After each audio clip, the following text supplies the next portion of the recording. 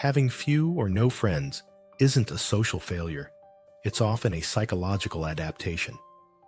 Some brains are shaped to prioritize depth, safety, and regulation over constant connection. If you've ever felt more at peace in solitude than in a crowded room, that experience has a name and a reason, and beneath it lies a set of patterns that most people never slow down enough to notice. Here's the thing, most people never tell you. Having few or no friends is rarely random, and it's almost never a personal failure. Psychology shows that this pattern forms slowly, shaped by how your mind processes people, trust, and emotional energy over time. People with no friends are often misunderstood. People assume a lack of friends means social failure, emotional coldness, or something missing. In reality, this trait often reflects a different way of relating to the world. Psychology explains that many individuals with few connections are not avoiding people. They are filtering them. Their mind is highly selective, sensitive to emotional tone, authenticity, and psychological safety. Surface-level bonding feels empty, not rewarding. So what others call antisocial is often just a refusal to play a social game that feels false. Zero tolerance for fake people. You don't struggle to meet people. You struggle to tolerate insincerity. Research on social cognition shows that some brains are unusually quick at detecting emotional mismatch, forced positivity, or hidden agendas. When conversations feel performative, your nervous system quietly disengages. It's not anger, it's fatigue. Over time, this creates a pattern where distance feels calmer than constant exposure to people who don't feel real. You prefer depth over quantity. For you, one meaningful connection outweighs dozens of casual ones. Psychology suggests that people with high emotional depth process relationships more intensely, not more broadly. Shallow interaction doesn't register as connection. It registers as noise. Small talk drains you because it never reaches the layers your mind naturally operates in. So instead of collecting people, you wait for resonance. And that patience is often mistaken for loneliness. Your brain needs more recovery time after social interaction. Socializing costs you more energy than it costs others.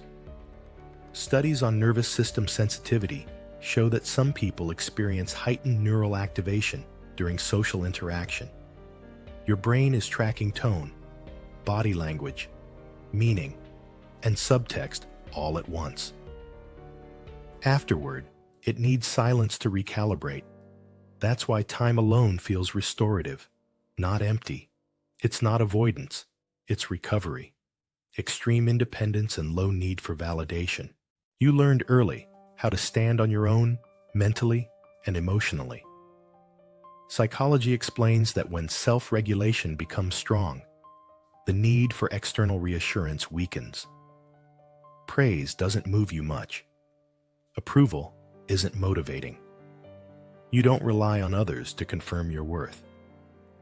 This independence often makes social bonding optional rather than necessary, which naturally results in fewer relationships. Past experiences made you cautious about trust. This pattern rarely forms without history. Research shows that emotional disappointment, betrayal, or being misunderstood in earlier relationships reshapes how trust is granted. Your mind doesn't rush connection anymore. It observes first. It protects itself quietly. This doesn't mean you're closed off. It means your trust system learned to be precise instead of generous. What this really means: having few or no friends doesn't point to a broken social instinct. It points to a mind that values emotional clarity, authenticity, and psychological safety over belonging at any cost. All these traits form a coherent pattern, not a flaw. It's a different social wiring, one that operates inwardly, selectively, and with depth. And for those who live this way, solitude often feels more honest than crowded connection.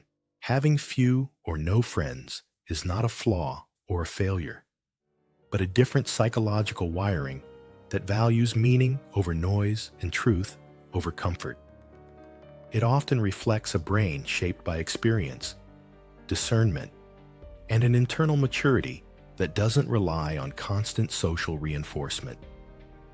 If any of this felt familiar, it's likely because something in your inner world was finally named instead of judged. There's a reason why this pattern is often connected to people who eventually choose to cut everyone off, not out of coldness, but out of clarity.